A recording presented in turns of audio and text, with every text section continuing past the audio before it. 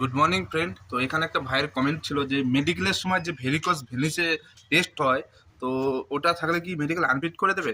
দেখো, varicose Venice মানে কি?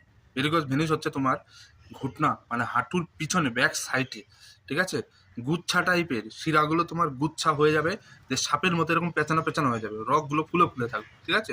তো ওইটাকে বলে ভেরিকোজ ভেনিস। তো ওটা থাকলে কিন্তু মেডিকেল আনফিট করে দেয়, ঠিক আছে।